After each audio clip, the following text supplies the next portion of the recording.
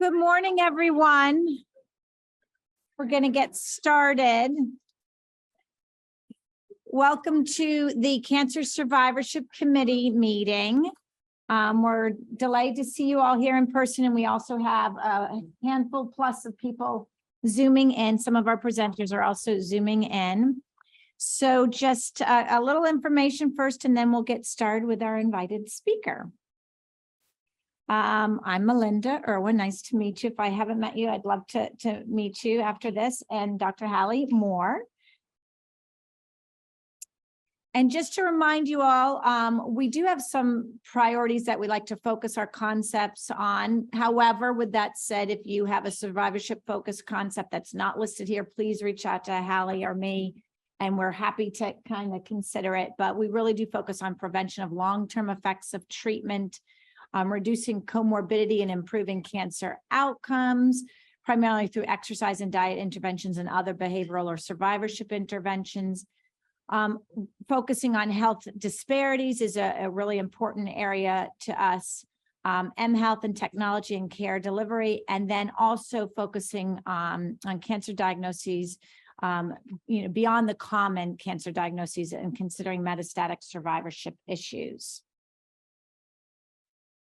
We wanted to remind you of some upcoming funding opportunities through the Hope Foundation. Some of these are really soon. The pilot grant program is due June 1. Look at these though, because if you have something that's ready to go, they're not like as extensive as like an NIH application. So even though that June 1 deadline is 2 weeks away, it might be feasible. Then the SWOG seed funds, which is a month later, July 1, the impact program, July 1, and then the Coltman Fellowships, which is a really great opportunity for those early career investigators, and that is due September 1. If you have any questions, we are here to help you. We would love to hear your idea. We would happily review your concept in advance and help kind of improve upon it. We are so thankful to Hope and all that they've provided, SWOG and funding available, and it is their 30th anniversary. So these slides are made available to people, right? So if not, we can make them available to you. But if you go to look at their toolkit and learn more information on all that they've done, and they're raising $300,000 to fund the next generation, and we need your help. So that's a little plug to consider supporting the Hope Foundation. And I think the QR code is at the Hope desk as well. Oh, yes. Okay. So here downstairs at the Hope desk.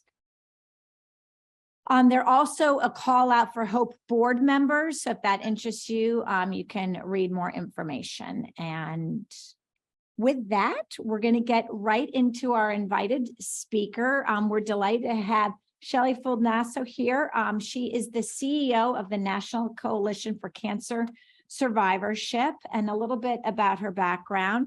She advocates through the NCCS. She advocates to transform the cancer care system for everyone touched by cancer. NCCS engages in public policy efforts to improve cancer care and empowers cancer survivors and caregivers to be a voice in public policy debates. Prior to joining NCCS in 2013, happy 10-year anniversary, she led public policy efforts at Susan G. Komen. She's a graduate of Rice University and the Harvard Kennedy School, so she has her MPP, or Master's in Public Policy. And her commitment to the work of NCCS is strongly tied to the experiences in the cancer care system of her dear friend, Dr. Brent Whitworth, a beloved physician who died of cancer at the age of 43. And she's going to share with us results from the NCCS survey and really help to stimulate some ideas and concepts through our committee. Thank you. Thank you so much for having me. Thank you for inviting me. And I especially want to thank Lee Jones, the patient advocate for this committee, who recommended for me to come and speak. As Dr. Irwin said, I'm CEO of the National Coalition for Cancer Survivorship, and we represent the millions of cancer survivors who have that common experience of living with, through, and beyond a cancer diagnosis. And our mission is to advocate for quality cancer care for everyone touched by cancer. And we do that by empowering survivors to advocate for themselves, by working with incredible advocates in the community, some of whom are here, like Lee, who's one of the steering committee members for our cancer policy and advocacy team, and some of our other CPAT members are here as well. Providing data and resources for healthcare professionals on the challenges faced by survivors. And that's really what I'm going to talk about today in our survey. And then advocating for public policies that address the needs of cancer survivors. So this year is going to be our 5th year of doing the State of Survivorship Survey. The 2023 survey is going out this week. Some of you might have received it already if you're on our databases. But I'm going to share with you the results from last year's survey, which was our 4th year to do the survey. And so with this survey, we really delve into the patient and survivor experience from a range of perspectives, and really kind of from diagnosis through treatment and then through post-treatment care for those who complete treatment. We wanted to really look at satisfaction across different points in the cancer journey, and understand underserved audiences, who they are, what are some of their challenges, how the system can better meet their needs. So we start with doing in-depth interviews with patients and survivors, and we use that to help to help shape our questionnaire. The first year we did the survey, we recruited survey respondents ourselves, and we partnered with about 10 other advocacy groups to recruit respondents. And we had a good sample, but it wasn't adequately representative of who has cancer in this country. It skewed younger, higher socioeconomic status, not as racially diverse as who has cancer in this country. So starting in the 2nd year and onward, we recruit a nationally representative sample. And so that we have quotas to make sure that it's representative by age, gender, race, ethnicity, region of the country, types of cancer. So that sample is 50% Medicare age. It's 50% men. Those are 2 groups that are harder to get when you recruit the surveys on your own or through advocacy groups. We still recruit our own sample, and we call them the NCCS Connected. They may be advocates like Lee who are very involved with us, or they may just happen to follow us on Facebook and see it. But we still see a difference, and it really allows us to kind of compare the difference between connected, more empowered cancer survivors, and then the average cancer patient. So you'll see throughout where I compare, most of the results you'll see are for that national survey. But we'll also compare where we see differences of those connected survivors. When you see blue and red, that means statistically significantly higher or lower. And then the arrows indicate changes from previous surveys. We do ask some of the same questions year after year, and then some we have different areas of focus. Last year, we asked some questions on telehealth. We did not repeat those this year because we've asked them a couple. So we have some different focuses each year. And I will say this year, the survey that's going out this week has a companion caregiver survey new for us this year, and we're very excited about that. So diving into the cancer journey, when we ask about satisfaction with care, we asked about it throughout, from screening, diagnosis, treatment, through post-treatment care. Most people are very satisfied, but we see you see some differences in different groups and their satisfaction. And there's a disconnect between the qualitative, what we're asking people about, and sometimes we ask questions about coordination of care, and then we ask more specific questions that indicate the care isn't as coordinated as they said. So what we wanted to do, really, these are some examples of people who would rate their care very highly, but then they describe really some significant lapses in care, or objectively, not great care. So we segmented our respondents by whether they had a mostly positive experience, a mixed experience, or a negative experience. And I think I missed a slide that showed that. So about 2/3 are in that positive experience group, which is great. But the negative experience group is small, but they are more likely to be people who have other challenges that they're facing. So I think it's really important to think about what are some of the differences that underserved patients have and why their experience is negative. So you can see in the positive group, they're more likely to be white, they're more likely to have completed treatment, to have early stage of diagnosis, to have a good health status. And then the people with the mixed and negative experience are more likely to be people of color, people who have not yet completed treatment, who are still in it, people with lower education levels, people who have not as good of a health status. So the groups that have a less positive experience are more likely to be female, people of color, younger, lower socioeconomic status. We also see the effect of time and memory. Those in treatment have a more negative experience than people who have completed treatment.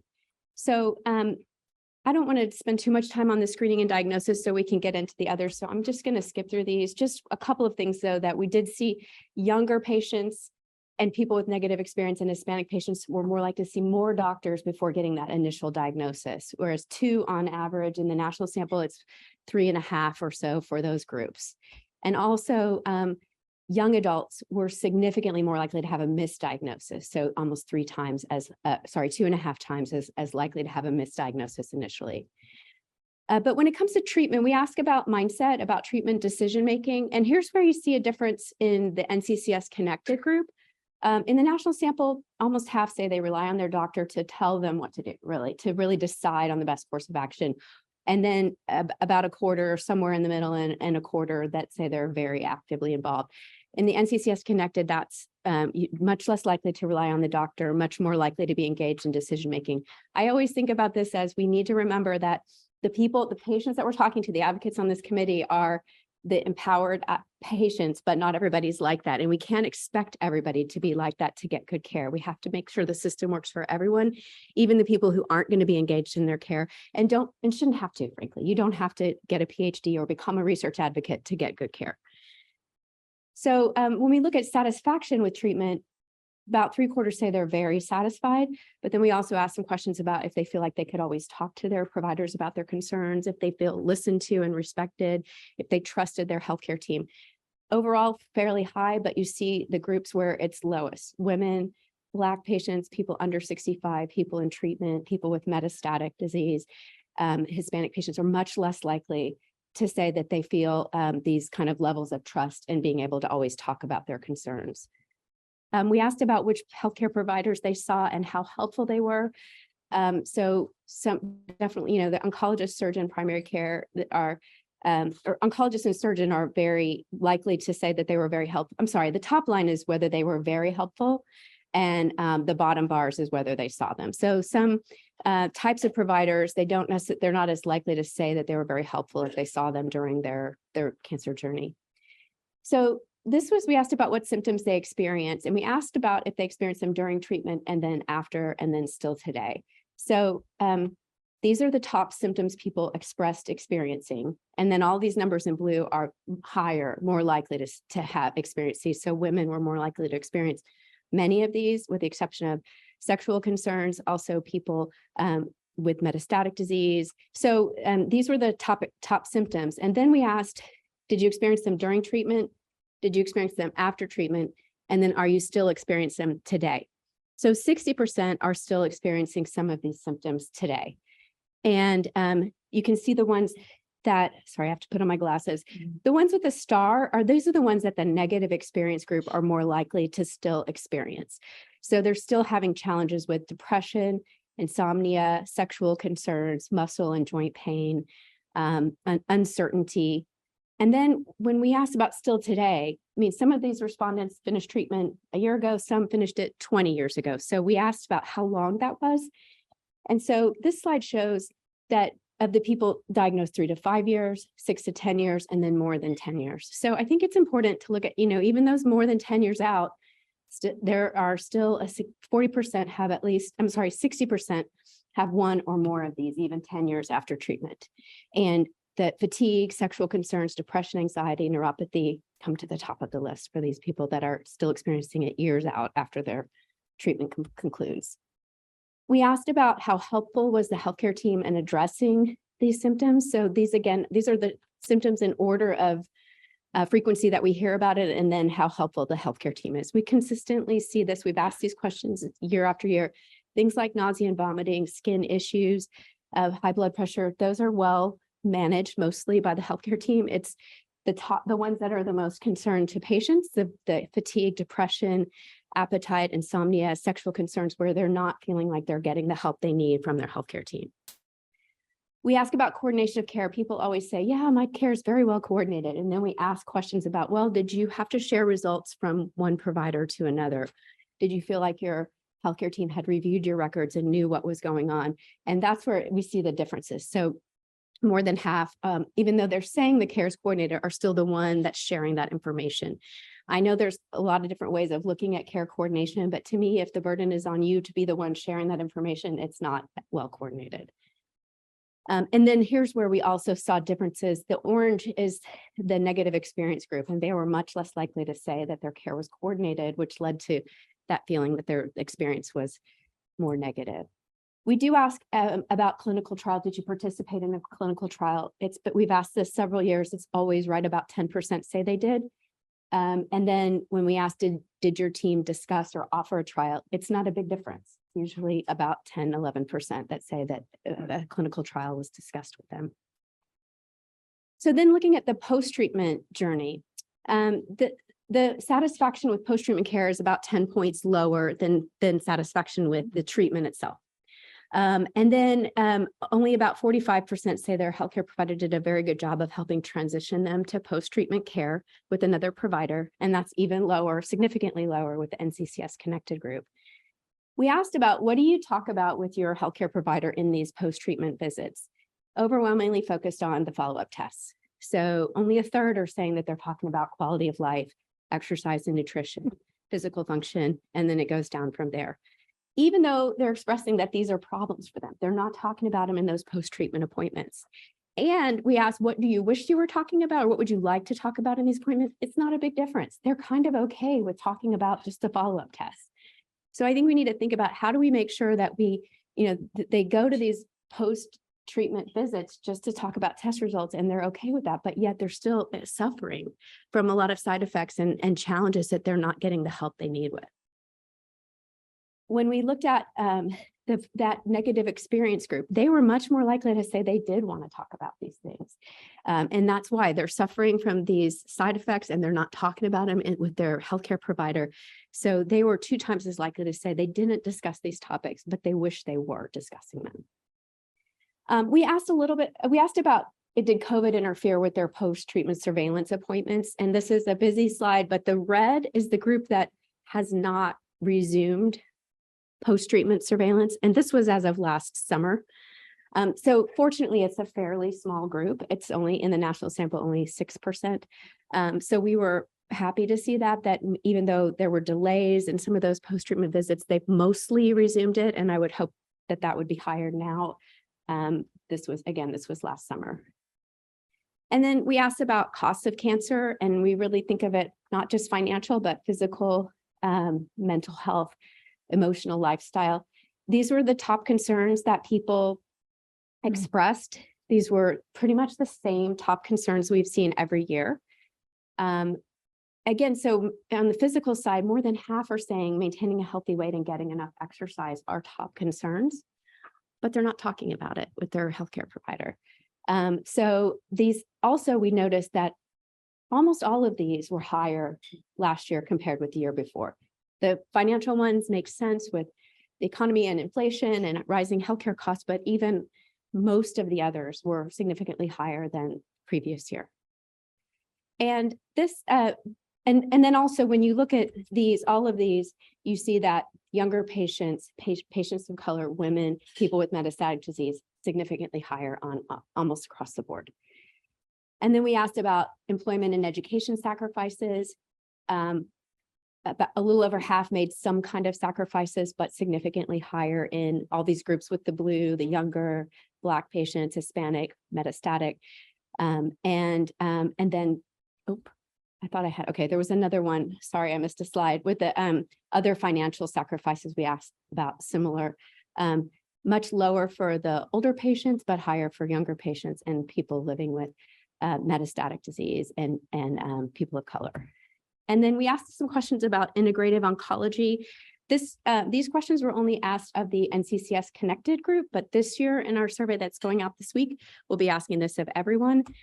Just if they used any of these integrative oncology modalities during their treatment. And we worked with the Society of Integrative Oncology to come up with this list and come up with these questions. So about 8 in 10 used one of these. The average used was 4, with movement or exercise and dietary supplements being the top. Although when we asked if they were effective, dietary supplements, a lot of people are using them, but they're not saying it's very effective, but they're still using them. And then movement and exercise being considered very effective. And then we asked the reasons for using them: general well-being, coping with the emotional and mental impact, managing symptoms, side effects, and then the reasons for not using, not knowing about it, not having coverage for their by their health insurance.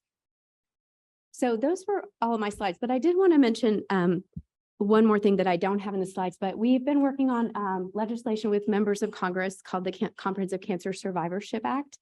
And it was introduced in December, and it will be reintroduced hopefully in June in both houses of Congress. And one that has some provisions that would help with research and with survivorship programs in cancer centers and communities.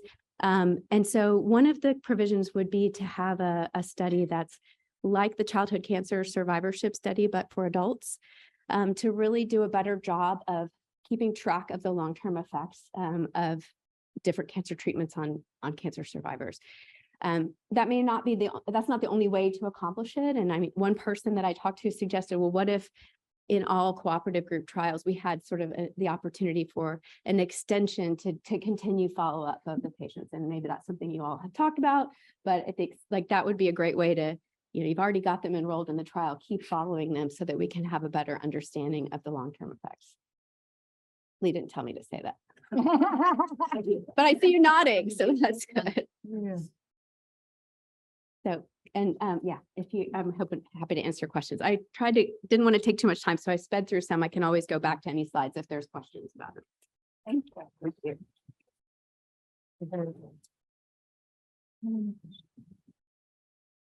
There are mics too, because there are people on Zoom. So if you want to just quickly stand up and go to either there or there. Thanks so much, Shelley. I don't know if this is working. Could you talk a little bit about differences between types of cancers and maybe what the patients would need, or whether you see a lot of differences between different cancer types and the needs of the survivors, patients? So that's not something that we've really delved into in this survey. However, there's only, we try to have so many different types of, we'd only have enough statistical significance to probably do it for, breast, lung, colon. But we are working with a couple of researchers who are going to be delving into the data, and that's something they may look at more carefully. I know a couple of fellows at NCI are going to be looking at the data, and we, we would be happy to partner with anybody. We didn't see, they don't jump out as big differences, but we don't have statistical significance in all different types of cancer.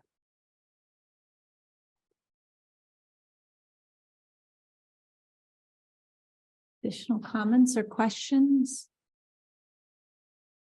So I'm just looking at some of the things that came up as top priorities, which like fatigue, poor appetite, sleep issues. These are things for which we, as providers, have trouble with recommendations for patients. So do you think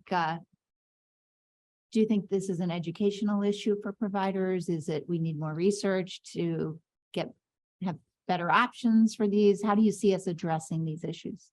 I think it's both. I think it's probably, research question, but also for what we do know.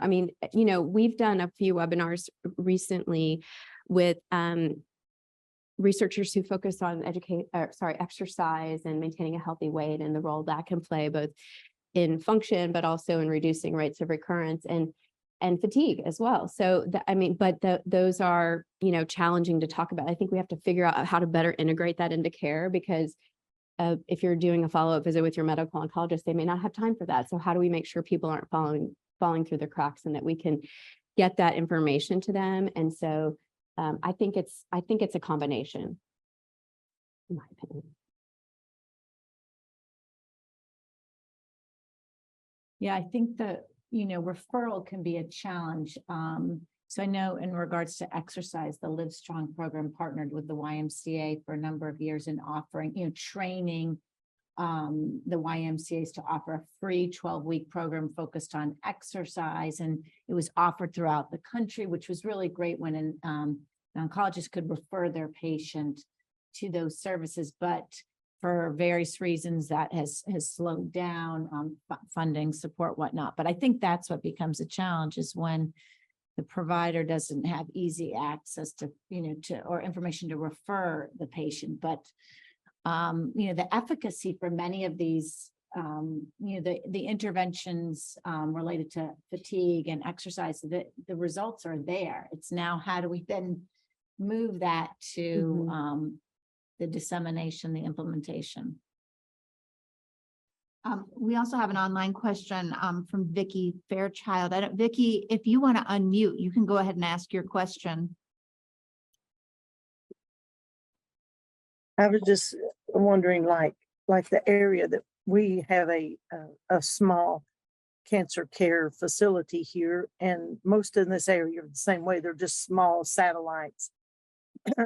And even though we see the needs like, mental health or whatever, whether it be even during treatment or survivorship, there's really no place to send the people to. And it's like, it's terrible that you see the need, but there's just there seems to be no help anywhere. I mean, I think that's where we have to get creative in thinking of online options, virtual options. I was in the Cancer Care Delivery Committee meeting this morning. They were talking about different telehealth and interventions and they weren't focused on mental health, but when there aren't physical resources, maybe that's a way to do it. But yeah, we hear that a lot, that there aren't, and there's not enough mental health resources for anybody in this country, but like, how do we connect what's out there to the people who need it? And there's also a request that wondering if your slides will be available afterwards so that they could share with other people in their groups. Yes, and this is actually on our website, canceradvocacy.org, and I didn't present all of the slides of the survey because there was too much there for the time allotted. But if you go to our website, you can download the full report and all the slides. Wonderful. Thank you. Thank you.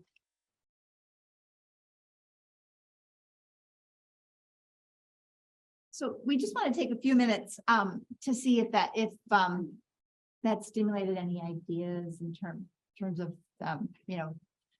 things that people would like to develop. If anybody has any thoughts they want to share, there's a few areas that we have people thinking about that line up very well with this, and we have at least one presentation today. Yeah, I mean, it stimulated a thought with me, and I don't know if this is routinely done through SWOG, but interventions with the providers. So it could be like increasing their knowledge on the benefits of, say, exercise and nutrition. So one, increasing their knowledge, but then educating them on referrals to evidence-based programs that are offered, whether it's virtual or nationally at various community-based organizations.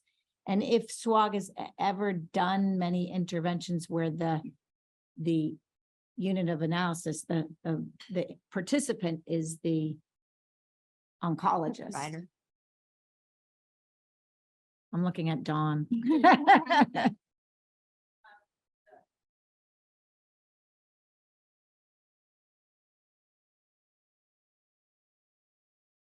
We have Dr. Cruz's study that is where that is it's a pragmatic trial, but the educational intervention or, resources at the provider level. So that could be done, but I think you'd have to be clear about what people have access to in terms of referrals, right? I think the problem isn't referrals. It's not having a good place that you can consistently refer to, right? So Right. I don't think you have to really believe that it's the knowledge that you can refer that's the problem. And it's not so clear that providers don't know that these things are important. It's more about not knowing what to do to solve them, I think.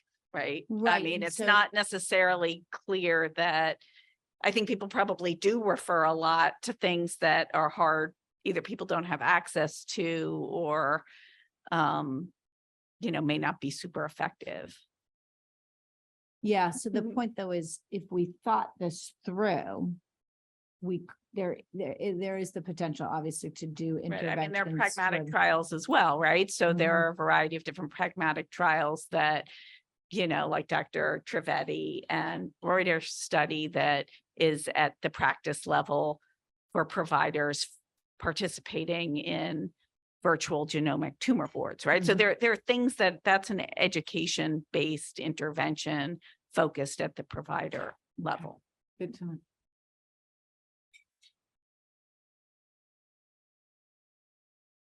Any other thoughts on that? Otherwise, we'll back to our agenda.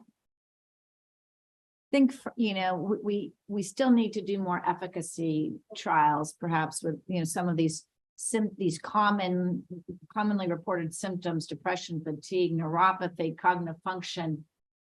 But it gets to a point when if there's enough of that evidence and we need to make sure that the next step is occurring. And I think we're there for some symptoms and not with others. So it's important to think of how we can design studies, trials that is of that next phase.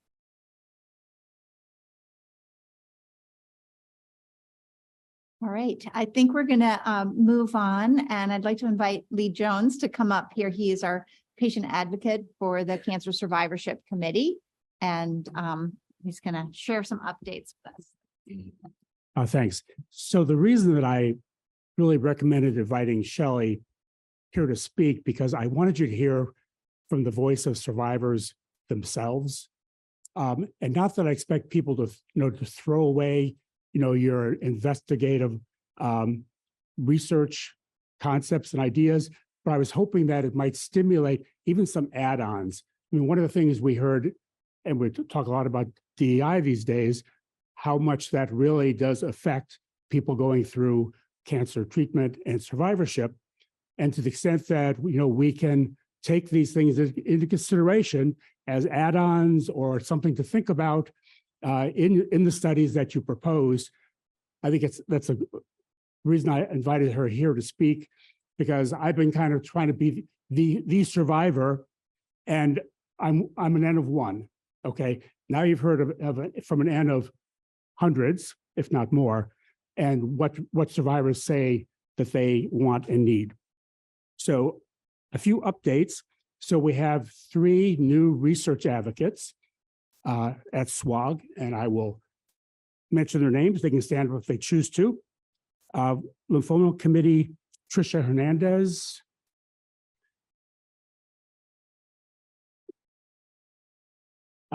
Prostate cancer, Karen Costello, who's a caregiver for her husband who has prostate cancer. So she really hits two themes: caregivers, and having gone through cancer treatment myself, my wife, my caregiver, had a much tougher time, I think, than I did, because all I had to do was take whatever they gave me. She had to deal with me, the house, 2 teenage sons, her job, everything else. So the patient's job is, to some extent, kind of easy. So thank you for participating. And then bladder cancer, Dara Nakagawa. And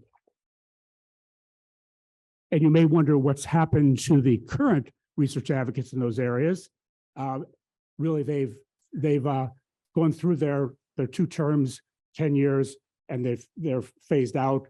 There's going to be some overlap, so there's some consistency and continuity to the services that they provide to their committees. But you always have new generations of people coming in, starting to do things anew. I also wanted to announce some bad news. So our older adult community advocate, Howard Krongard, passed away from his cancer at age 82 on May 3rd. So we just have a moment of silence to recognize Howard and the work he did for us. And speaking as a cancer survivor, this is something we all face and we all fear: the fear of recurrence, fear of a secondary cancer. And, we know we're more susceptible to those things. So, that's one of the things we deal with every day. feel a little ache or pain, oh my gosh, what's happening? But anyway, those are the things I wanted to mention. Oh, also, I had a very amazing trip to Ghana in Africa recently, trying to connect with cancer researchers, clinicians, and advocates. So if anyone here does work in any place in Africa, I have some contacts in Kenya and Nigeria. People there really need a lot of support, maybe starting with screening. They don't have screening. I was there in March, Colorectal Cancer Awareness Month. No screening for colorectal cancer in Ghana. Please let me know, because I'd like to try to coordinate some more activities. Don't know quite what I want to do for sure yet, but there's really a need there, and I'd like to help fill that need. So thank you very much.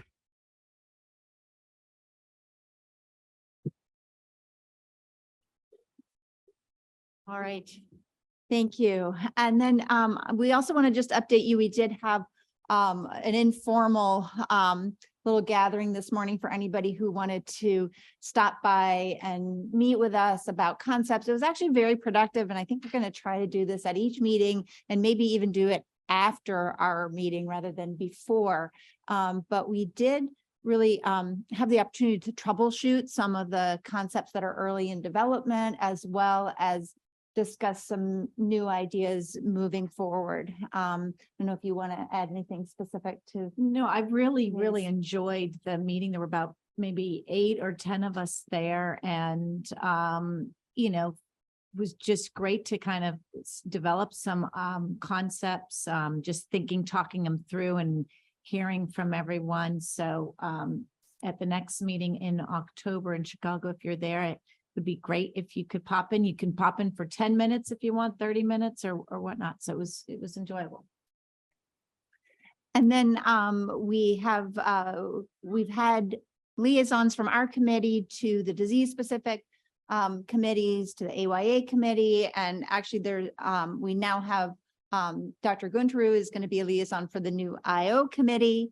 And so then taking her place as the lung cancer liaison is going to be Dr. Dan Rez, who is a thoracic surgeon. So we encourage all of our liaisons to attend your area specific meetings, think about the trials that they're doing, how we can incorporate survivorship studies into everything that's being done in those committees, and share with them what we're doing that relates to their disease as well. And then I don't know if I don't know if you can tell if Monica Leha is on the call, if there's any updates from the cardiac advisory panel. I don't remember seeing anything specific there, or if any of our other liaisons have information that they'd like to share, updates from their committees. I know it's early in the meeting. No. Okay. All right. In that case, we will move on to new ideas, and we really have just one new concept to be presented, and it does match with one of the high priority areas, which is sleep and fatigue.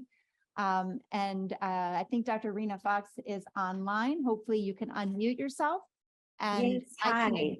I can advance your slides for you. Hi. Wonderful, thank you. Should I turn video on as well? I don't know if that capability is there for the room. Let's see what happens when you do. Yes, you can. Okay, let's find out. Are we working? There we go. Yes, wonderful. Good to see you. Wonderful. Yes, thank you so much for having me. And I'm so sorry I can't be there in person, but I appreciate the opportunity to be here virtually today. So I'll take it. Thank you again for advancing the slides. So as mentioned, Shelley, you set me up perfectly. And I think the discussion following Shelley's talk also really set us up perfectly for this new concept that I wanted to bring to the group. So as mentioned, the general concept is to look at sleep coaching for cancer survivors. The rationale behind this, we know that sleep disturbance is highly prevalent among cancer survivors. There was a meta-analysis that came out last year where they looked at all articles that had been published among any adults with cancer from 1976 to 2021. for articles published in English, and they saw that prevalence of sleep disturbance ranged anywhere from 15% to almost 100%, depending upon the sample. But across all of those studies, the pooled prevalence was about 60%, which is notably higher than what we see in the general population. So we know that this is a concern for cancer survivors, again, consistent with what Shelley shared a little bit ago as well. Next slide, please. Okay, and we also know that it doesn't go away. So like a lot of the concerns that happen with cancer, there are certain symptoms that tend to show up for a short period of time and then also improve afterwards, like nausea and vomiting and hair loss. There are other side effects of cancer and its treatment that hang around, and sleep disturbance seems to be one of those. So this was a paper that came out a couple of years ago. They looked at survivors who were 9 years post-diagnosis and found that even 9 years out, 1 in 5 cancer survivors reported poor sleep quality, half reported high levels of sleep disturbance, and about 25%, about 1 in 4, reported that they were using sleep medications. And again, this is higher than what we see in the general population. Next slide, please. And it's impactful. So the exact mechanisms of why this happened aren't really understood, but there's some research showing what some of the quality of life implications are for sleep disturbance and cancer survivorship.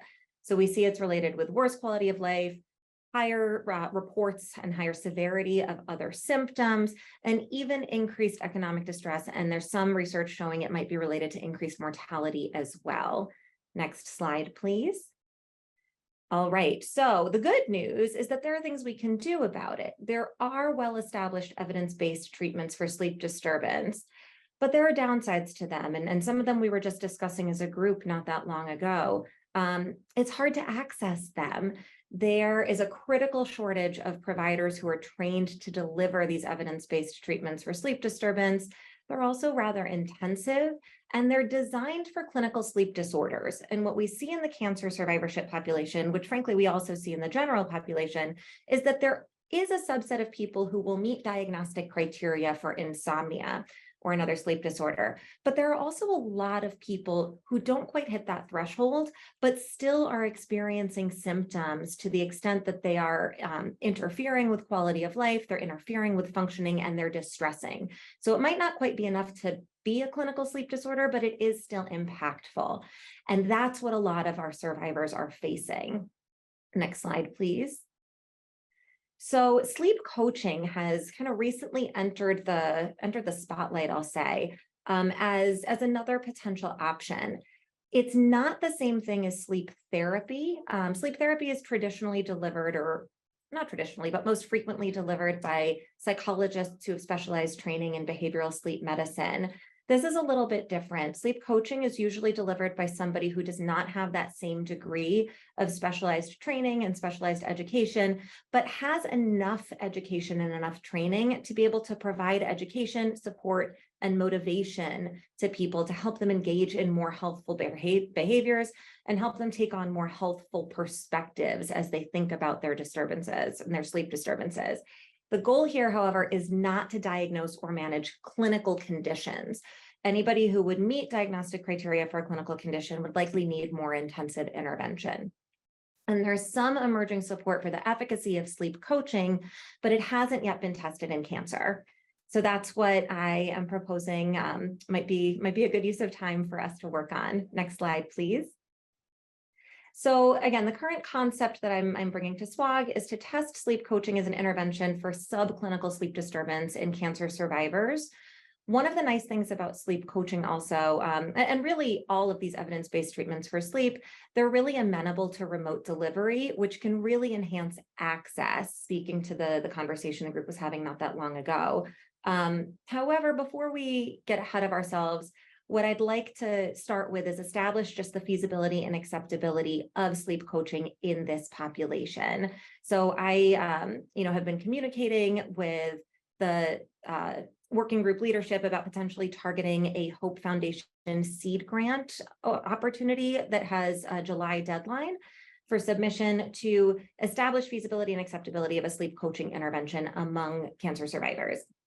Next slide, please. So examples of what coaches could be trained on to then deliver to cancer survivors include things like general sleep and circadian principles, general information about behavioral sleep and circadian interventions, coaching orientation and techniques like motivational interviewing, and then very importantly, I think, is recognizing the scope of expertise, recognizing the limits of expertise, and developing strategies to identify situations requiring referral, recognizing that these coaches are not trained clinicians in the same way as a sleep psychologist or a sleep therapist would be. Next slide, please. So what I would propose for eligibility for a potential study would be adults with any history of cancer who completed curative treatment at least 1 month prior and had completed surgery at least 2 months prior. That's to try and get away from some of the tumultuous changes in symptoms that are observed immediately post-operation and then also during active treatment, and looking at those who are dealing with more chronic sleep disturbance outside of the context of treatment. Not to say that we shouldn't also look at this in treatment, I just think that's a different study. I'd also want to make sure that any participants do not have a history of a diagnosed sleep disorder or any disorder that would be contraindicated for a non-clinical program. They've not received behavioral sleep intervention in the past 6 months. And currently, the interventions as they are developed are available in English only. That's something that I think should be targeted in the future, but for an initial study, I think for feasibility reasons, it does make sense to limit to English. Next slide, please. And then in terms of things I would want to look at in a potential study, mostly patient-reported outcomes, of course, in addition to the feasibility and acceptability outcomes, but we could look at things like sleep disturbance, daytime impairment is really impactful in the sleep world, quality of life, symptom burden, looking at related symptoms like depression and pain and fatigue, and then sleep diaries to look at day-to-day variability in sleep experiences and sleep symptoms. You can also capture objective indicators of sleep with wearable sensors. The most frequently used ones are wrist-worn sensors, though there are others available.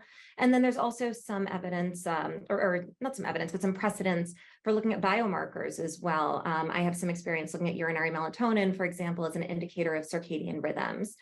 And one thing I would want to do in a study, which is actually not as typically done in behavioral sleep studies, but I think is important, is to look at the impact of a survivor-delivered intervention on both survivors and their bed partners. Because when one person in a bed partnership changes their sleep behaviors, it often impacts that other person in some way as well. So that would be an important outcome, I would think, as well. Next slide, please. So why do I think this is good for SWOG, and why am I hopeful that SWOG might be interested in carrying this forward? I think the study is really consistent with SWOG's mission. I also think, again, having remote delivery and being able to have the intervention provided by independently functioning non-clinician coaches really create something that has high potential for scalability and implementation that could also have high potential to yield a larger funded project, ultimately all in the service of improving cancer survivorship outcomes and quality of life for survivors. And I believe this is my final slide. Yes, and my email is there. So if anybody is interested, I'm eager to discuss. Thank you.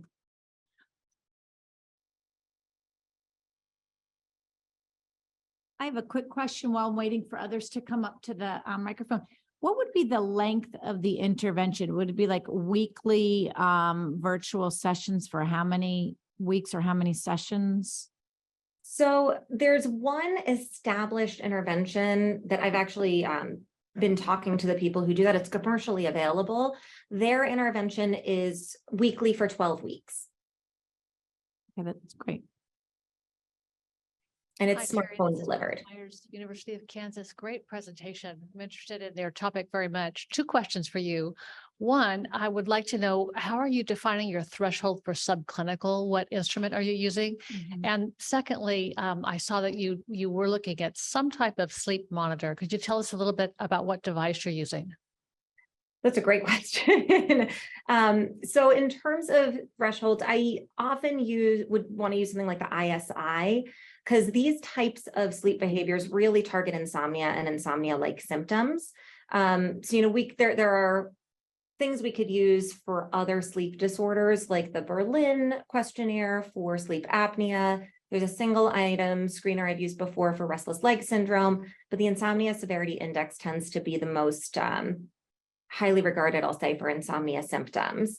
In terms of wearable sensors, historically, I've used research grade ActiWatch.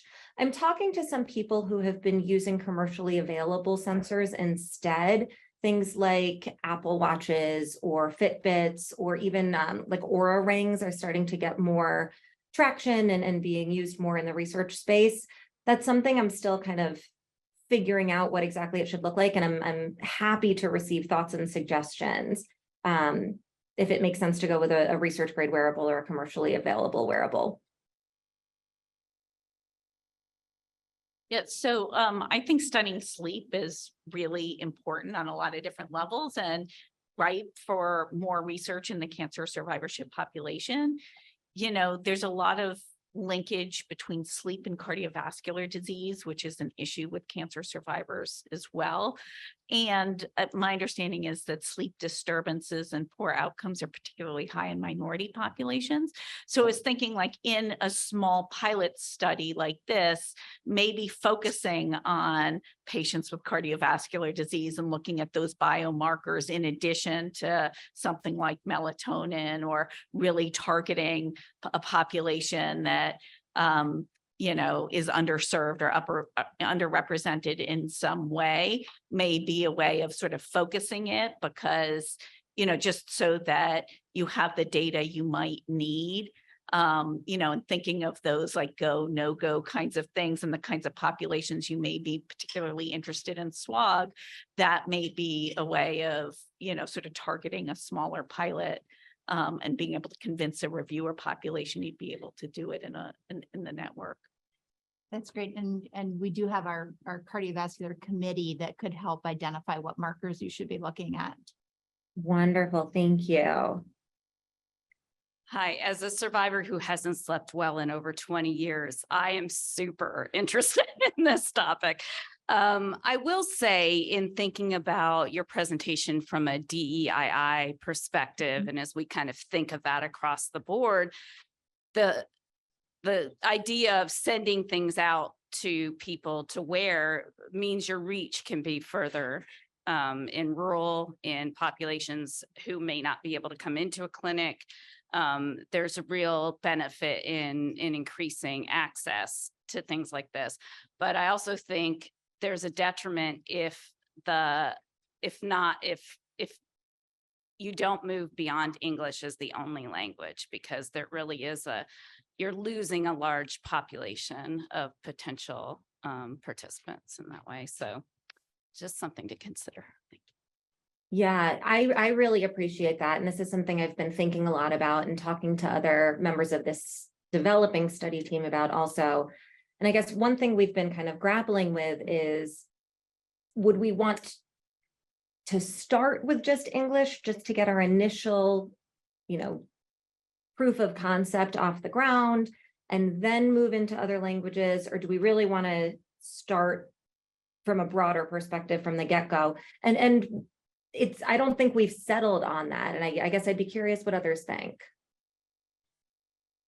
So there's a concept in symptom control and quality of life where they had some early funds and they're using the first year to kind of answer their questions, and then a second year to try to do it in Spanish, and looking at that while they get the next part of the study up and running. So there may be room to do both. I'm just going to give a quick opinion. So when we ran the malignant bowel obstruction study, first thing we thought of, should we do it in Spanish? We said, no, we're going to do exactly. And the first patient that we could accrue was from exactly where she is right there in Arizona, and a Spanish only speaker.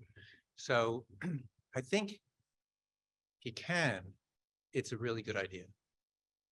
Okay. That's helpful. Thank you. I am going to make a suggestion. It's Anne Marie. I serve on the Digital Engagement Committee. What you just described would be a great partnership to collaborate within digital engagement. We did have the folks at Aura come and do a presentation probably 2 or 3 years ago. And when you were speaking, I remembered I didn't sync up my sleep data from last night, and the amount of information that's captured in that ring, which is very non-obtrusive to wear, is something that I would encourage you to think about, especially if you're just looking to start with only 10 patients to see if you can get a proof of concept. I can't say enough about, DE is trying to embed itself into whatever technology is available into every trial at SWOG. And this would be a great place to do a partnership. So that's my 2 cents. Excellent, thank you. And I know Aura recently updated their algorithms for sleep. And it seems to be impacting the validity of the data in a positive way from what I've read. Hi, I'm Joelle Poynton. I'm a patient advocate, and I went through this exact therapy as part of my rehabilitation post-surgery and post-radiation. One of the challenges I had was trying to have insurance cover this. It can be expensive. I had to file 3 different appeals with my Medicare Advantage program before I could get any traction on this. So is this going to be covered for the participants, or are they going to have to fight with their insurance companies? That's a great question. So the group I've been talking to that hosts the intervention, again, it's a commercially available app development company. It is not currently, they've not gone through the FDA processes, so they don't currently have insurance coverage for it. I'm trying to remember exactly what their costs are. It is a lot less expensive than seeing a cognitive behavioral therapy for insomnia specialist in person for weekly delivered intervention. I want to say it's $300 for the access. So again, it is not nothing.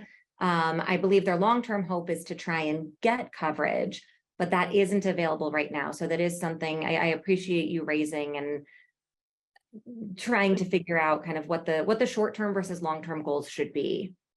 But obviously in a research study, there's no cost to the participants. No, of And course. this would generate more evidence to then inform third-party payers and guidelines. Yeah.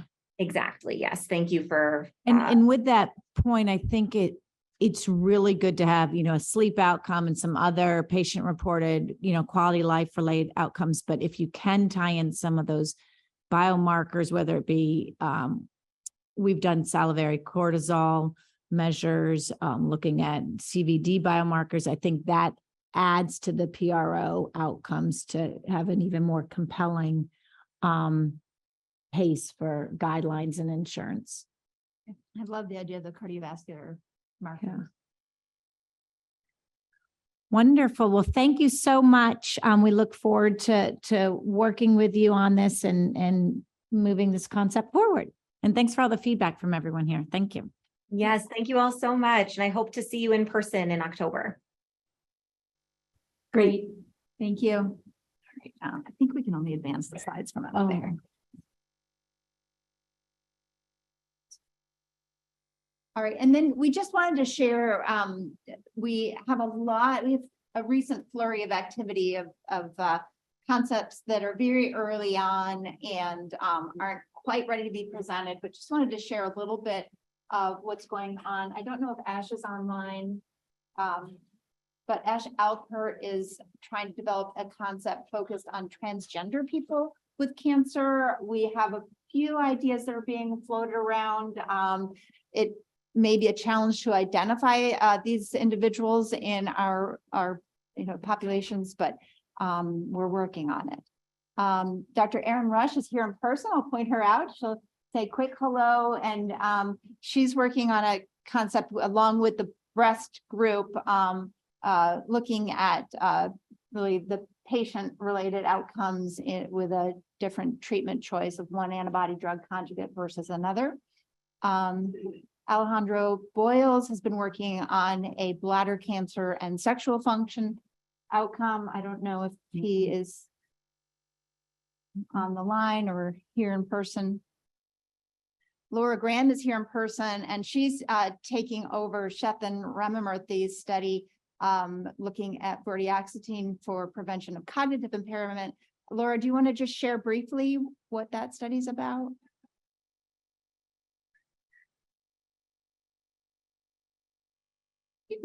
Sure, come on up here. Hi, my name's Laura Graham. I'm from the University of Colorado. And our concept is really centered on men that are receiving androgen deprivation therapy for prostate cancer. And so that ranges from men that are getting ADT for localized disease in the curative intent setting, as well as men in the metastatic setting. And it's a well-known side effect of ADT that it can cause cognitive impairment.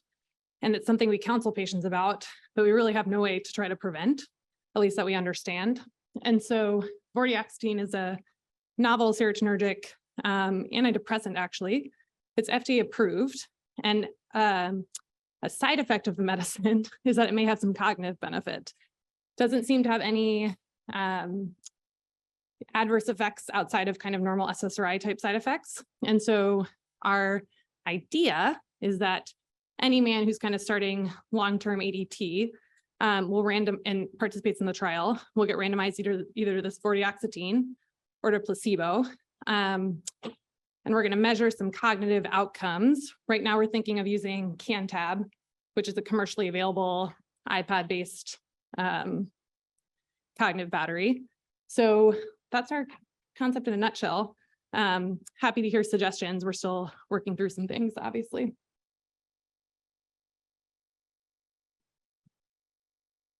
Great, so more to come on that. And then Susie Zick, I don't know if she's here. I think she was not going to be able to attend, but has an idea for a nutritional intervention for treating fatigue, which we also heard about as an important concern for our cancer survivors. So these are just kind of some of the things that are early in development. And then we have some updates on our One Open study and some other studies that have been previously presented. I did see that Justin Floyd was online. Justin, if you want to unmute and open up your video, you can tell us about S1501.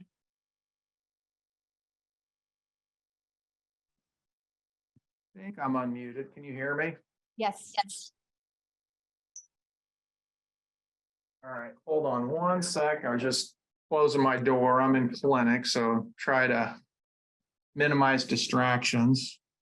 Well, thanks for letting me give a brief update. So this is the schema for 1501.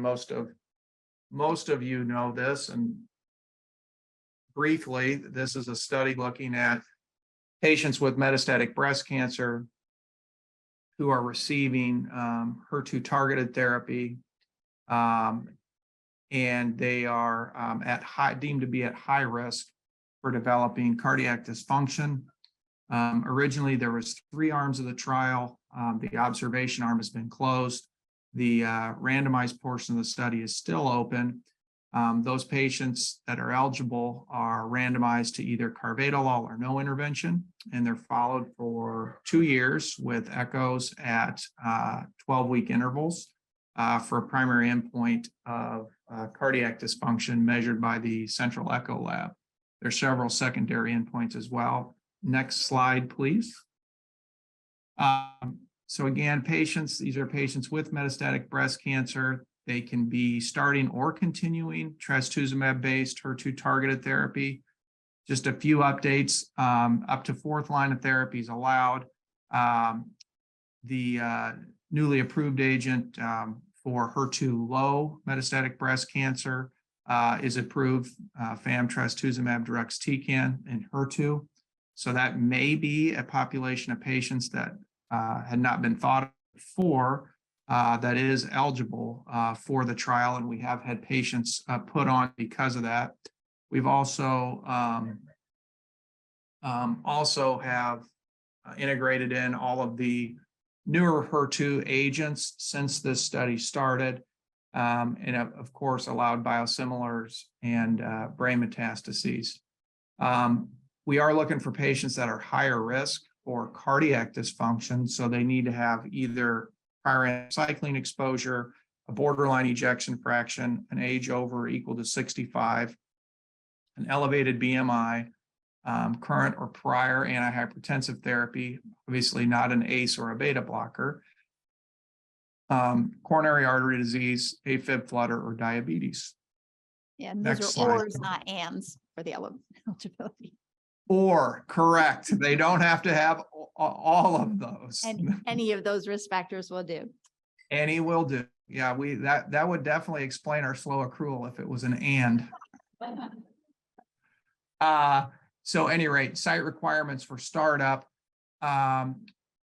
pretty simply spelled out in the protocol in section 13.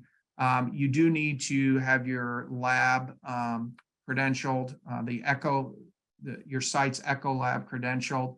It's really pretty straightforward. You send 2 echoes on breast cancer patients done within the last 12 months. For central review to the core lab, they're de-identified and transmitted via this AG MedNet mechanism. And we did have some issues at sites. This required a JavaScript, and apparently Java has had some issues at some of the institutions, and there were some issues with firewall with it. And so we had to come up with a workaround for the Java issue that we had. Didn't seem to affect many sites, but we did work through that. We do have 175 validated labs and 150 approved sites, 113 of which are SWOG. Next slide. This is our accrual sort of for the last year, if you will. And again, slower than we'd like, obviously. There's a list, a bar graph on the top left that just sort of highlights some of the high accruing sites. And I want to say thanks to all sites for putting patients on, and additional thanks to the high accruing sites. It is interesting. It can be a study that sites that grab hold of it can really accrue robustly to, but obviously because of our slower than desired accrual, it also can be problematic to accrue to, which has been a bit of a quandary throughout the trial. Regardless, updates, the observation arm, as I stated, is closed. I talked to you a bit about the Java update, some of the other therapies that are allowed. We do have a Alliance champion, Dr. Ruddy, who has been helping us on the Alliance, trying to broaden exposure across the cooperative groups.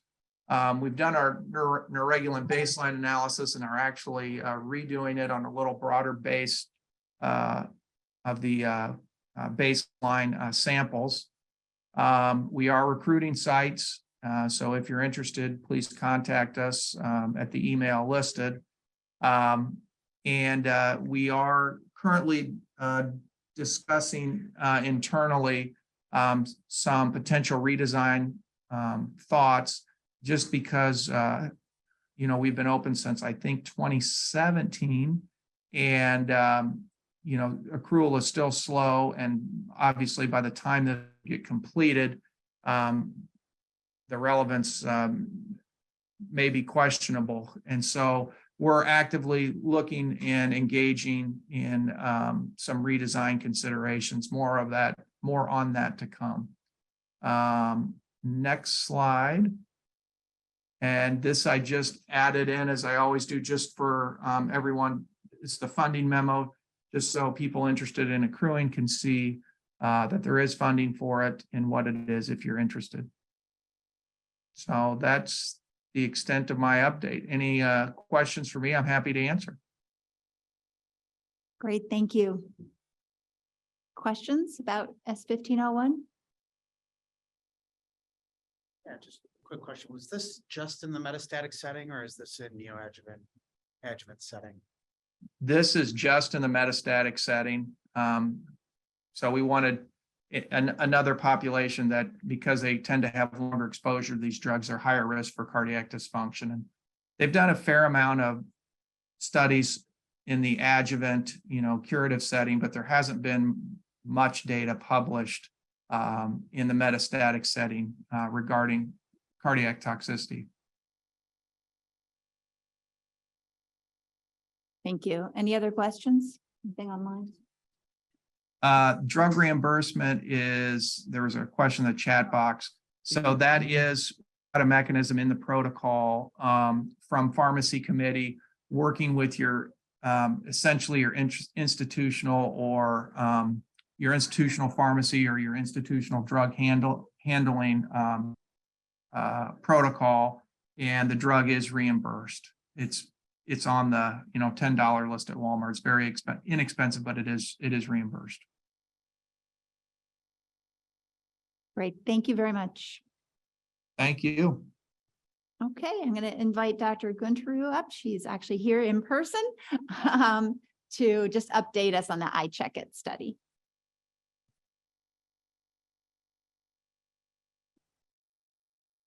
Thank you, Dr. Halley and Dr. Irvin. Good morning, everyone. So you might have heard this study before, and also this is open in many of your sites. So thank you very much. So I'll briefly go through the study design. So the primary objective of this study is for any patients receiving immune checkpoint inhibitors in solid tumor, they would be eligible for this study.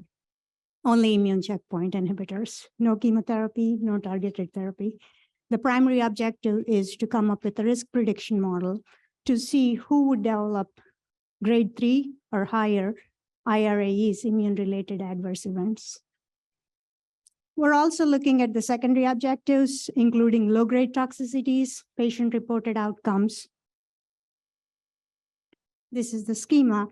So it's a simple study. So patients will go on the study if they are eligible to get immune checkpoint inhibitors per their oncologist for NCCN guidelines. And there will be a baseline evaluation. And then at 4 time points, we'll get these evaluations. In addition, when they develop grade 3 or higher IRAEs, there is another evaluation. And this study is for like 52 weeks, which is almost 1 year. And this is the accrual goal. So our plan is to get 2,062 patients for a total of 2,000. So as of this morning, we're at 1,009. So I would like to take this moment to thank our patients and caregivers who are donating, and with nothing for them to get from this, most probably not from this study at this time. Still, they're giving their time and data to contribute to the science. So thank you all. And also for our sites and the investigators. I know it's not been easy as one of the investigators with lack of staff at the sites, and it's not been easy to enroll into any of the trials. So on behalf of S2013 or iCheckIt team, I would like to thank you all. So this is the study calendar. They'll get the baseline study data with the physical exam and also their performance status, concomitant medications, CTCAE toxicity. And if they have tissue before, then we would require that they do not have to undergo another tissue biopsy. So optional biospecimen is blood that is at baseline and also at like week 4. Within like 14 days. So once they go on the treatment, there are these 4 different time frames, week 4, 12, 24, and 52. At the initial start of this, at the start of the study, they can pick whether they want to do PROs, patient-reported outcomes, as on the paper, or ePRO. So once they select that, they would stick to it for the rest of the team. So this is the translational objective, which is optional. It's a blood. And we're looking at cytokine toxicity score or cytox score, which is the composite measure of 11 different cytokine levels. We will get the blood sample prior to ICI-based therapy and also at 4 to 6 weeks after starting these immunotherapies, along with at the onset of grade 3 or higher toxicities. So this will establish a repository for archival tissue, blood or plasma specimens, which we could use in the future for potential biomarkers, whether it could be predictive or prognostic. So the microbiome went through the CIRB, and sites will have a communication hopefully in the next month. So this is with the growing interest in the microbiome. So we're getting the baseline microbiome composition and the metabolomics with the risk of development of severe grade 3 or higher IRAEs after developing ICI. We're also looking not only at the baseline, how this composition is changing of the fecal microbiome after starting immune checkpoint inhibitor too. So again, this is 2 times, mainly one at baseline and second one at 4 to 6 weeks after starting immunotherapy. If they develop grade 3 or higher toxicity, at that time, we'll also get the information too. So one thing I wanted to ask all of you is, initially, we put this study for only immune checkpoint inhibitors because we wanted to decrease the heterogeneity in this population. There are a lot of inquiries and suggestions to add chemotherapy and targeted therapy as more and more approvals are coming through in different disease groups.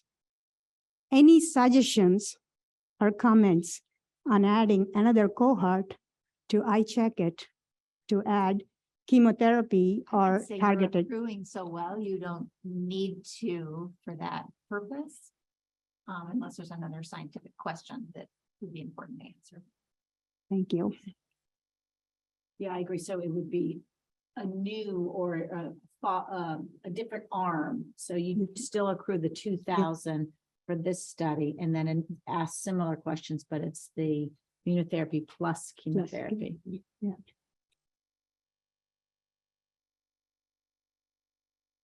Any other suggestions or comments? Please. Just curious how the EPROs are being introduced to the patients. Are they filling the EPRO in clinic on an iPad? Or are you sending them a link to do it at home? And how is that working out? Because that, you know, as I'm on the patient advocate committee, it's something that we hear a lot about. And you mentioned, you know, study sites being very short-staffed now. It's a lot of burden on the study sites when they have to upload answer by answer of the PRO surveys. And so there are some studies at SWOG, this being one of them, that is giving patients a choice. So I'm wondering how you're doing that, and if there's any information as to how the patients are doing. Are they compliant with completing the EPRO as well as they are with the handwritten? Yeah, so I do not have the breakdown between the paper PRO and the EPRO.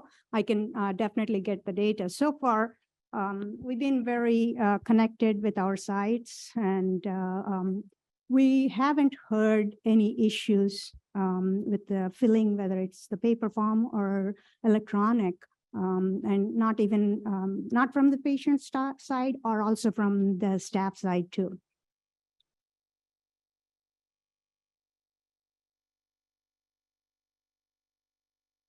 Thank you very much, and keep accruing.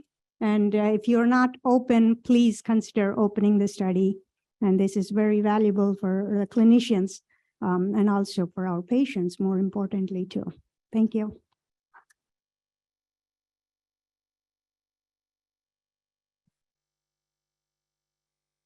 Hey, and then Virginia, I saw you back there. Dan, you're here. Hi.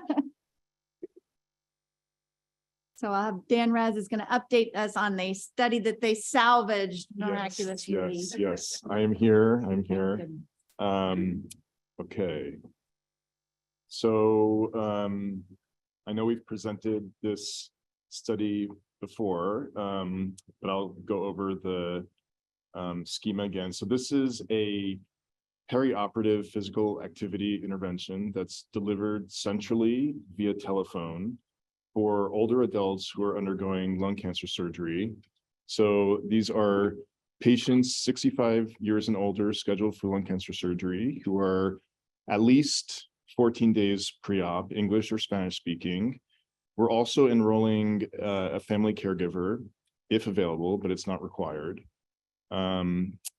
This is a randomized control trial. So we're enrolling a total of 382 evaluable dyads or individual patients. They'll undergo a baseline assessment, which includes a geriatric assessment, as well as some functional assessments like a 6-minute walk test and SPPB. And then they get randomized, and that randomization is stratified based in part on frailty, the surgical approach, and their age.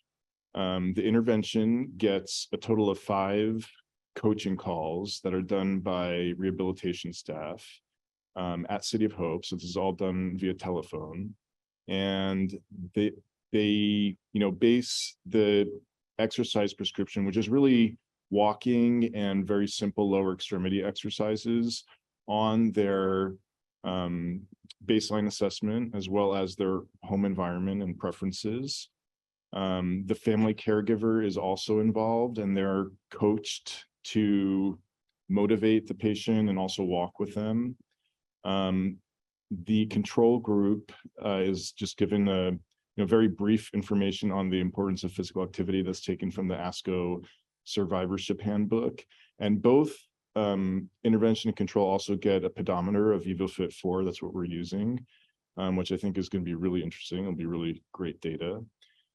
The coaching calls are done. So there's one session that's done prior to surgery, and that's really the, getting to know the patient, developing the prescription for the exercise. And then it's done at postoperative days 7, 14, 21, and 51 after discharge.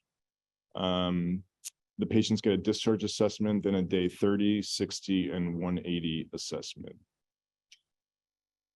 And I just want to highlight, before I go on to what we're looking at, some of the unique aspects of this trial. So first of all, this is by far the largest and really the only multi-site trial in the perioperative lung cancer space looking at this. There have been a number of trials, but they've typically been single site trials, very resource intensive. This is really the only study using or incorporating family caregivers. One of the only incorporating telehealth. One of the only studies focusing on older adults. One of the only studies using a pedometer, wearable device. A lot of really, unique aspects to the study. Our primary objective is to look at changes in the 6-minute walk test at 30 days, but we're also going to be looking at SPPB, a lot of patient reported outcomes and family caregiver reported outcomes, quality of life, patient time at home, surgical outcomes, obviously. And then we'll have the pedometer data. And we're also going to be collecting baseline CT scans, chest CT scans that patients get as part of standard of care to look at muscle mass and sarcopenia and see how that might affect the effect of the intervention. I'm especially excited, even though it's exploratory, looking at the step counting at the pedometer data, because it's going to really give a lot of information. I think that's something that we all think is pretty clear marker of physical activity, but I think there's not as much data as we would hope in the perioperative surgical activity. And this is a really large trial that I think will really advance the science in terms of using that endpoint. So this is now the story of this trial. So the study was funded by PCORI, which we were very grateful to have as part of their Healthy Aging Award mechanism.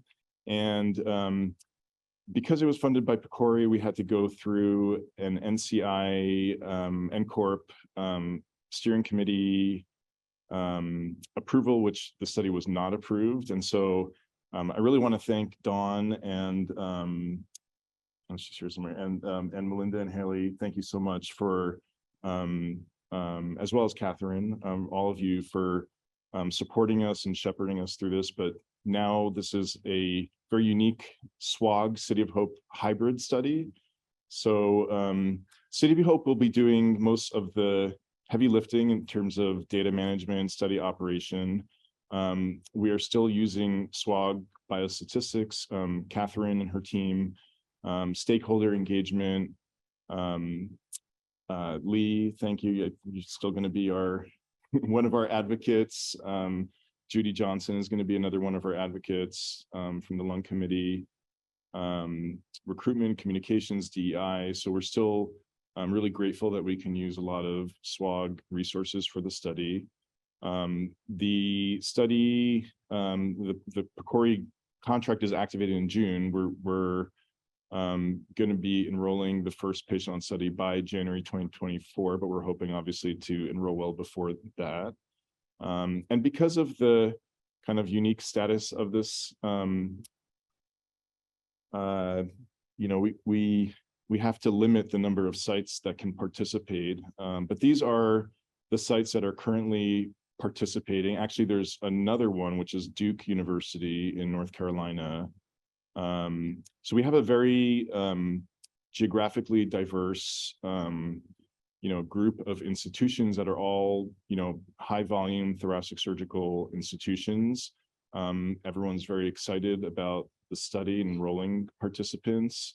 There's a lot of enthusiasm for this study. So there's actually a number of other thoracic surgeons and institutions that have expressed interest. And so we have potential, you know, other sites that are interested in participating. Again, I just want to thank everyone who was involved in this study for helping us get to this point where we're getting ready to start accruing.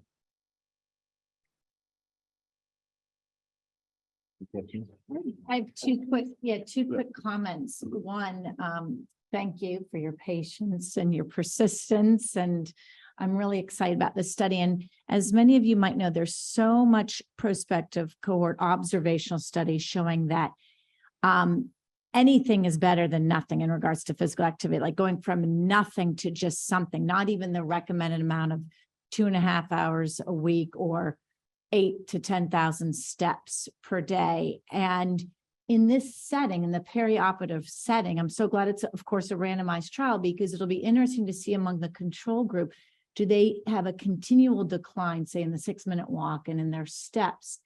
And then the intervention group has an maintenance, but hopefully an increase, right?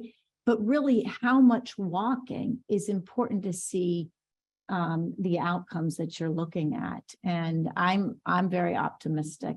I will caution that I think it would be really important to make sure they're compliant with wearing the device. I forget what it's called, the one you're using. Yeah, so that you have that daily information to validate the questionnaires. Absolutely. And fortunately, I'm working with Virginia, who has a lot of experience using the VivaFit. And one of the nice things about the VivaFit is that the battery length is a year, so they don't have to take it off to charge. You know, it's waterproof. But they might forget, they might take it off to shower stuff. Yeah. Anyway, point is, you know, making sure they're compliant with that. But I think this is really, and then the caregiver role too will be really important. Thank you. Great. Thank you. So yes, in SWOG, definitely persistence pays off. Dr. Barakos is traveling at the moment and is not going to be able to present. I just wanted to just put this in as a reminder that she's still working on her sarcopenia study using data from SWOG SO81, which is a study of stage 3 to 4 Hodgkin lymphoma. And she's going to be using the images from their PET scans on this study to assess treatment response and toxicity and some measures of hormones and inflammation with respect to sarcopenia. So there's been some challenges in getting the actual images from the wherever the images are kept. But we've got some progress there. So hopefully next time she'll be able to update us with some results. And then I did not see Stephanie Tsai on the line there. Stephanie, if you're there, speak up.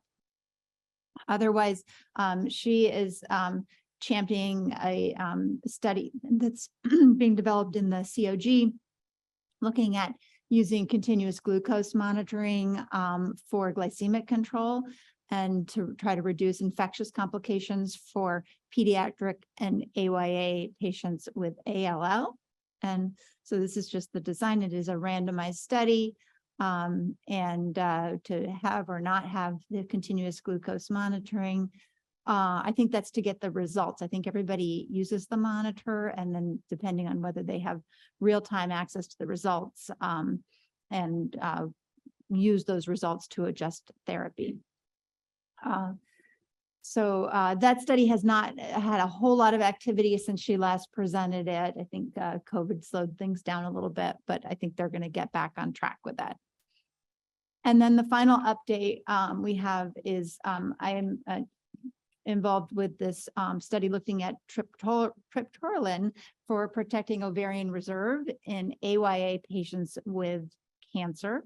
And this is being led through the SWOG, but involvement by us, by ECOG, Akron, and Alliance. And there's a nice group together, the very diverse group, including pharmacists and reproductive endocrinologists and medical oncologists trying to design this study. And this is, of course, based on, there's a lot of data in breast cancer showing the benefit of, and of course, our work here showing the benefit of ovarian function suppression during chemotherapy to reduce ovarian failure rates. But in non-breast cancer diseases, the data are very mixed, and it's not, at least by ASCO guidelines, considered standard of care for non-breast cancer patients. So the aim of this study is to look at the impact of triptorelin on ovarian reserve in AYA patients who are getting alkylating agent chemotherapy, with the primary outcome being AMH measures at 2 years after therapy between the two study arms. And the secondary, there's a bunch of additional aims looking at change over time, looking at symptoms of estrogen deprivation, menstrual pattern, quality of life by randomization status. And then there's also some data that there's high-risk genetic profiles for early menopause with chemotherapy. And so that's going to be looked into as well. And then hopefully from this cohort of AYA patients, we'll have a better understanding of long-term reproductive health outcomes for this population. Eligibility will include post-menarchal females who are less than 40 years of age. With newly diagnosed cancer, breast cancer patients are excluded, since this would be considered standard of care in that group. And planned treatments, including alkylating agents that are lasting no more than 12 months and should not be receiving radiation to the pelvis or to the brain. And then they are not, they can't be pregnant or nursing. They are permitted and encouraged to undergo any kind of fertility preservation procedures that are appropriate. And then they're going to be stratified by age. There's a little bit of work going on in terms of the timing of the triptorelin prior to the cancer treatment, but they're looking at a Q24-week dosing so that some patients will just need one and done. Others might need two, but there really is not going to be difficulty in adherence to this because they'll need very few treatments. And then this is some of the patient-reported outcome instruments that are going to be employed in this study. And then timeline, this was recommended for funding for a DoD award, looking at with an AYA focus. And so that award will fund a pilot phase of the study, which will sort of prove the feasibility of doing this. And then hopefully we'll then be able to move on to a full trial, which will include 250 subjects. And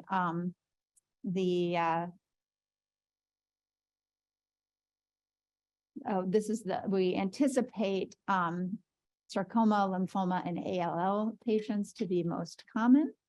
And a lot of those from the SWOG group and also